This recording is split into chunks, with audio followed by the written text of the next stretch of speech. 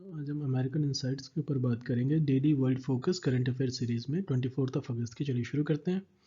जो इसमें सबसे इम्पोर्टेंट न्यूज़ है वो ये है कि अमेरिकन प्रेसिडेंट डोनाल्ड ट्रंप ने कहा है कि वो अपनी इकोनॉमी को चाइना से डीकपल करने की दिशा में सोच रहे हैं अगर चाइना ने उनको अगर फेयरली ट्रीट नहीं किया है।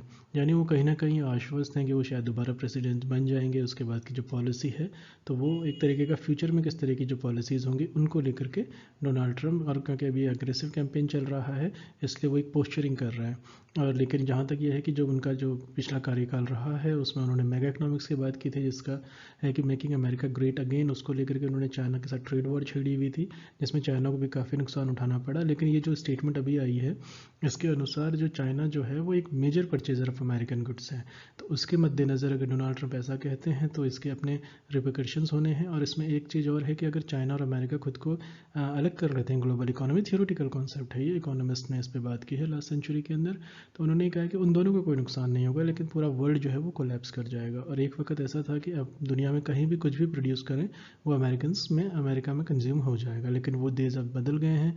अमेरिका अपनी इम्पोर्ट पॉलिसी को लेकर काफ़ी सतर्कता बरत रहा है, तो जिसके तहत ये वाली जो स्टेटमेंट है ये बहुत इंपॉर्टेंट है। और जिस तरीके से उन्होंने पार्शियल फेज़ 1 ट्रेड डील को जनवरी में जो उन्होंने जिस तरीके से एक अनमने तरीके से इन्होंने ओके किया था, इसके अनुसार 200 बिलियन का उन्होंने एक रियायत दी थी, ऑब्लाइज किया था चाइना को, इस पर मैं बात कर चुका हूँ पिछले लेक्चर्स में। और उन्होंने shut the door and face to negotiations, लेकिन चाइनीज़ अभी भी होपफुल हैं कि, और उन्होंने रीज़न जो दी है कि वो बहुत नाखुश हैं जिस तरीके से चाइना ने कोविड के पैंडमिक को हैंडल किया है। और जून में जो स्टीव मुनुचिन है यानी कि जो ट्रेजरी सेक्रेटरी हैं, वो कह रहे हैं कि उसमें जो रिजल्ट होगा इस डी कपलिंग का, American companies are not allowed to compete on a fair. अगर वो अगर कॉरपोरेट सेक्टर को या अमेरिकन कंपनीज को अगर वो फेयरली अगर लेवल प्लेइंग फील्ड नहीं दिया गया तो भी ये डी कपलिंग होगी। चलिए इसको आगे देखते हैं। और इसमें एक दिलचस्प बात और ये है कि डोनाल्ड ट्रंप ने कहा है कि जब वो दोबारा अगर चुन के आते हैं तो अपनी कैबिनेट में काफ़ी सारे फेरबदल करने वाले हैं। तो सेक्रेटरी ट्रेजरी जो है ये रहेंगे नहीं रहेंगे इसके बारे में अनिश्चितता है, लेकिन अब हर कोई पोस्चरिंग कर रहा है, इलेक्शंस का है। अमेरिकन इलेक्शंस काफ़ी पूरी दुनिया उस पर नज़र लगा के रखी है। तो इसमें जो दूसरी इंपॉर्टेंट न्यूज़ है वो ये है कि यूएस ट्रूप्स जो हैं वो विड्रॉल कर रहे हैं इराक बेसिन ताजी के साथ। मैंने ये आपसे 3 दिन पहले कहा था कि जो इराक के प्राइम मिनिस्टर हैं वो वाइट हाउस गए हैं और वो पहली मीटिंग थी उनकी अमेरिकन वाइट हाउस में डोनाल्ड ट्रंप के साथ। उन्होंने रिक्वेस्ट की थी क्योंकि ताजी से वो अपनी फोर्सेस हटा लें, तो उसके मद्देनज़र इन्होंने 23 अगस्त को इन्होंने फिर इराकी सिक्योरिटी फोर्सेस को इक्विपमेंट वगैरह दे के इन्होंने ताजी से अपनी फोर्सेस हटाने की बात की है। अब जो ताजी का जो बेस है ये 20 kilometre 12 miles north of Baghdad है, ये इंपॉर्टेंट है। और इसको लेकर के इन्होंने जिस तरीके से ये काफ़ी सारी कोलिशन पार्टी को अमेरिका लीड कर रहा था तो अब उसमें चेंजेस आया है, लेकिन on request of Iraqi president, ये मैंने 3 दिन पहले न्यूज़ में डिस्कस किया था। चलिए हम आगे देखते हैं। इसमें जो एक इम्पॉर्टेंट न्यूज़ और है ये वाली काफ़ी ज़्यादा मायने रखती है कि यूएस एनवॉय जो है ताइवान को जो ज्वाइन, उन्होंने प्रेसिडेंट जो है ताइवान के जाई इंग वेन इनके साथ एक मिलिट्री मेमोरियल सर्विस में पार्टिसिपेट किया है। अब मैं आपको यहाँ एक बताता चलूँ कि एआईटी जो है अमेरिकन इंस्टीट्यूट इन ताइवान, ये जो है बहुत इंपॉर्टेंट प्लेस रखता है। इन्होंने एक तरीके जिससे चाइना तो वाकई नाराज़ होगा इस बात से, तो इसके जो डायरेक्टर है इन्होंने कुछ बात नहीं की, इन्होंने कोई स्टेटमेंट नहीं दिया, इन्होंने 1 मिनट का मौन रखा है। और जिस तरीके से, लेकिन इसका मैसेज बहुत क्लियर जा रहा है चाइना को। और ये इस तरह पे ये जो ओकेजन रहा ये रहा कि चाइना ने बॉम्बिंग की थी 1958 में किनमैन में, तो उसको जो शहीद हुए थे उस वक्त जो शोल्डर्स, उनके सम्मान में ये किया। और उसमें अमेरिकन का जाना ये काफ़ी स्ट्रॉन्ग सिग्नल्स दे रहा है चाइना को, क्योंकि चाइना और अमेरिका का टसल जो चल रहा है वो साउथ चाइना सी में भी चल रहा है, ताइवान को लेके काफ़ी ज़्यादा है। और ताइवान जो है वो काफ़ी ज़्यादा आर्म्स परचेज़ करता है यूएस से, तो यूएस एक तरह की पोस्चरिंग कर रहा है, एग्रेसिव पोस्चरिंग कर रहा है। तो ताइवान का जिसमें जो है कि इसमें जो सबसे गौरतलब बात है वो ये है कि वाशिंगटन के कोई ऑफिशियल रिलेशंस ताइवान के साथ नहीं है। ये बड़ी दिलचस्प बात है। सभी को लगता है कि उनके हैं, लेकिन इस तरह का ऑफिशियली कुछ नहीं है। कि जब चाइना जो था वो स्प्लिट कर गया था कम्युनिस्ट रूल मेनलैंड से 1945 में सिविल वॉर के तहत, तो इसमें जो ये जो सारी बातें आई हैं इसमें जो अभी इस मंथ जो है health and human service secretary Alex jar AZAR, ये हाईएस्ट रैंकिंग ऑफिस यूएस से, जो उन्होंने विजिट किया था, जिसमें चाइना ने वाकई फिर से प्रोटेस्ट दिखाया था। तो ये जिस तरीके का जो पोस्चरिंग है, इसको लेकर के चाइना और अमेरिका के बीच में जो है एक ट्रेड वॉर पहले से चल रहा है। साउथ चाइना से एक फ्लैश पॉइंट है, ईरान एक फ्लैश पॉइंट है। और जिस तरीके से अमेरिकन ने जब चाइना ने एग्रेसिव एटीट्यूड दिखाया था ले में, तो उस तरीके से अमेरिकन ने जिस तरह से कहा था कि वो अपने स्टेशंस करने को तैयार है अपनी फोर्सेस, तो जर्मनी से जो फोर्सेस निकल रही हैं वो पोलैंड में स्टेशन, तो अमेरिका जो है वो काफ़ी ज़्यादा चीज़ें चेंज कर, और जिस तरह से अफगान का जो पुल आउट है, उसमें चाइना और अमेरिका का जो टसल है वो ना सिर्फ ट्रेड में देखने को मिलेगा बल्कि हमें पॉलिटिकल पोस्चरिंग में भी देखने को मिलेगा। और जिस तरीके से मिडिल ईस्ट में जो इन्होंने इसराइल के साथ जो यूएई की जो ब्रेक थ्रू करवाई है डोनाल्ड ट्रंप ने, और जिस तरीके से यूएई को F-35, ये मैं पहले डिस्कस कर चुका हूँ, जिस तरीके से दिए हैं, उस तरीके से मिडिल ईस्ट एम्बिशंस, फिर अफ्रीकन कॉन्टिनेंट में जाएगा ये सारा जिसको कहते हैं, और साउथ चाइना से तो है ही एक फ्लैश पॉइंट। चलिए देखते हैं किस तरह से वो होगा, वक्त बताएगा, जब भी होगा हम उस पर वाकई फिर से डिस्कस करेंगे। चलिए नेक्स्ट न्यूज़ की तरफ बढ़ते हैं।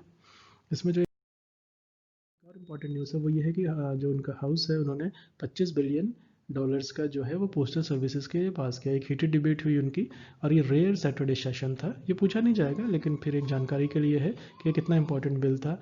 और उसमें जो रिवर्स किया गया recent changes in US postal services को जो रिवर्स कर देगा ये। और इसके बाद इसके बाद जो अगली न्यूज़ है वो ये है कि जो डोनाल्ड ट्रंप ने मोदी जी का, जिसके कहते हैं प्राइम मिनिस्टर नरेंद्र मोदी जी का एक वीडियो रिलीज़ किया है, जो उनका हिस्टोरिकल एड्रेस था अहमदाबाद में, उस तरह के क्लिप। तो ये इलेक्शंस के लिए अब ये काफ़ी ज़्यादा हो रही है, क्योंकि जो इंडियन अमेरिकन वोटर्स हैं वो करीब करीब 2 मिलियन वोटर्स हैं, उनको इन्फ्लुएंस करने के लिए तो मोदी जी का लिया है। ये बड़ा दिलचस्प है, क्योंकि कोई राष्ट्रीय अध्यक्ष जो चुनाव में जा रहा है वो इंडियन प्राइम मिनिस्टर को, इंडियन प्रीमियर को वो इस तरीके से यूज़ कर रहा है। तो उन दोनों मोदी जी की और डोनाल्ड ट्रंप की दोस्ती जग जाहिर है, काफ़ी ज़्यादा घनिष्ठता है उनके अंदर।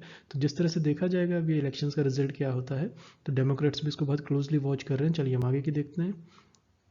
इसमें जो अगली न्यूज़ है वो ये है कि जो मैसेजिंग बैन है, तो वी चैट यूजर्स ने जो किया है ये स्यू किया है प्रेसिडेंट को। और ये कहाँ स्यू किया है, ये सैन फ्रांसिस्को में स्यू किया है। इसका जो बिड है एक ब्लॉक करना एग्जीक्यूटिव का, जो इनका ऑर्डर है वो इफेक्टिवली बार एक्सेस करेगा। तो इस तरीके से ये कहा है कि जो वी चैट है इसकी पेरेंट कंपनी जो टेंसेंट होल्डिंग्स है, ये इंपॉर्टेंट एग्जाम्स परस्पेक्टिव से कि वी चैट की पेरेंट कंपनी कौन सी है, टेंसेंट होल्डिंग, इनका इससे कोई लेना देना नहीं है। और जिस तरीके से काफ़ी सारे लोग जो है वो अपने रिलेटिव से चाइना में यूज़ करते हैं, और इसका जो आधार बनाया गया है वो क्या ये बनाया गया है कि यूएस का यूज़र्स जो हैं वो freedom of speech, free exercise of religion और अदर कॉन्स्टिट्यूशनल राइट्स के मद्देनज़र ये उसका एक तरीके से इन्फ्रिंज करता है। और ये मैं आपको बैकड्रॉप बता दूं, डोनाल्ड ट्रंप ने 6 अगस्त को ऑर्डर किया था, काफ़ी सारे उन्होंने एक स्वीपिंग बैन्स करे थे, चाइना का टिकटॉक वगैरह बैन कर दिया था। और टिकटॉक को लेकर एक रिपोर्ट और मैंने बताया था कि इन्होंने एक कॉम्प्रोमाइज़ डील ऑफर की है, जिससे स्टेट ऑफ कैलिफोर्निया काफ़ी नाराज़ बताया जा रहा है। इन्होंने क्या, टिकटॉक को लेकर एलिगेशन ये था कि ये बच्चों की जो चिल्ड्रन की जो थी उनके जो फेशियल ये इमेजिंग करता था, और एडल्ट्स की पर्सनल सिचुएशन को चाइना भेजता। तो काफ़ी एलिगेशंस थे, अगर ये प्राइवेसी को लेकर सी हो जाता तो ये मिलियंस ऑफ डॉलर्स का हर्जाना देना पड़ता। तो ये काफ़ी कॉम्प्लेक्स चीज़ें हैं, लेकिन अगर आप इन्हें सिलसिले तरीके से अगर सोचेंगे तो ये काफ़ी क्लियर है कि अमेरिका क्या चाहता है, चाइना क्या चाहता है, इनमें कॉरपोरेट्स को लेकर के किस तरह की एक तरीके की फ़ाइट हो रही है, एक तरह की पोस्चरिंग हो रही है। चलिए हम आगे देखते हैं। इस जो अगली न्यूज़ है वो है डोनाल्ड ट्रंप की।